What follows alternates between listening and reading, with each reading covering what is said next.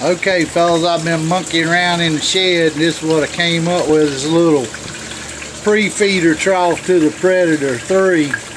I just have it running off a tee back here. That way it's getting the flow it should, and it helps. I'm finding real super fine stuff. So this thing is, you can see a little piece right there.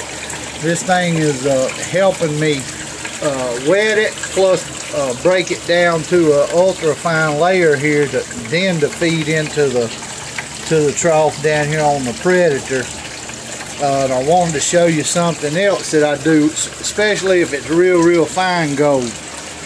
I run my bucket set up like this in my recapturing tank, and what I do with this material is anything light blows through this little crack right here, or most of it anyway, and so I'm catching it there. But the heavy stuff stays in this Garrett pan, and I keep my other Garrett pan here, just switch them out. So this is already ran through the Predator and the little pre-feeder trough, and I can run it in the micro bucket sluice too.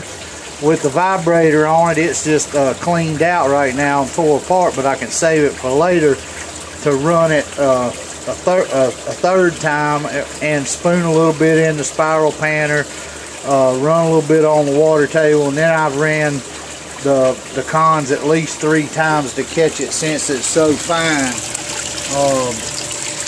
And tons of black sand. We've been dredging for the last 3 weeks up at Lucky Strike. You know, they've added property to the club up there. They're gonna have a big July 4th barbecue and fireworks show. But I mean, I had to run some of this. I like to keep it labeled for winter time. I got a 5-gallon bucket of caliche right there that's hard as a rock. I tried to separate it, bust it up. I'm gonna have to put it in a concrete mixer, but I got all these buckets right here in my way. I try to run all those, and then the 35 or 40 I got stacked in the garage, I'll run them this winter. But I like to dredge while I can, and then just label all the cons with a string and a tag and a GPS coordinates. That way, start finding a little better material, I can go right back to it. But this little feeder trough is just, I think I had it in another video. I had it laid the other way, but I rigged it up with a feeder, and it does good. Doesn't need but about a 1/4 inch, and may try to get on some of this light. Get this light on some of this stuff right here so you can see it. If it'll come on. But real fine stuff right there. I mean, that's 100 mesh and smaller stuff that we're catching, that we're coming off that new property, and we're just getting through about 8 foot of material, and then getting into the decomposing bedrock. Some of it's 4 foot thick, some of it's 8 foot thick, but you put that nozzle on there, it just sucks it up like dust. And I'll show you, you can see this, well, I don't believe you're going to be able to. That decaying bedrock, once it turns to powder and gets in your box, it's just powdered granite. And you'll catch a whole lot of silver looking stuff that's heavy. And several people's asked me what it is in their box. It's that decaying bedrock.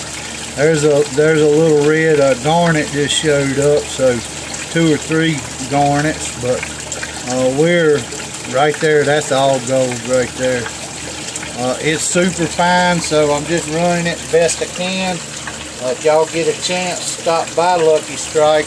Like I said, they got some outings on their calendar, and these little troughs, if you need a little pre-feeder or whatever you want to call it, it seems to be working real good, because I can even put some of my dry material in here. By the time it hits the Predator 3, it's saturated, so you don't have a whole lot of your real fine gold floating off. But see if I can get a shot right down here, and yeah, that's some You ain't gonna be able to see it for the glare, but there's some little small stuff in there. Hardly none of it's making it down to down past the usually that fourth ripple right there is where I find all of it. And I have seen some real, like right here, that is small gold right there. I mean, if it wasn't laying there and these lights shining on it, you'd miss that, and it could even possibly float off. But these little pre-feeder troughs, or whatever you want to call it, are by Angus McKirk. Bill carries them out there at his shop, and you can rig it up kind of however you want to. You could even stage 3 or 4 of them and make together and make you a really ultra classifier. I think it just gives you more of an opportunity. Hope I see y'all again before 4th of July there, but it's been a while since I made a video and was out here today just classifying and getting everything the same size. As long as you can get it consistent to the same sizes. I use this Camel nesting kits, 10, 20, 40, 60, 0 right here. It works real good, and it will go inside of a wet bucket to use. I keep it in my backpack a lot of times. If you get it all the same size, you'll find more gold in your material. So y'all have a happy 4th if I don't get another video up, and I will see y'all on goldprospectorspace.com. Ed and the Shed, Tim and all the guys. I'll see y'all later. Thanks for watching.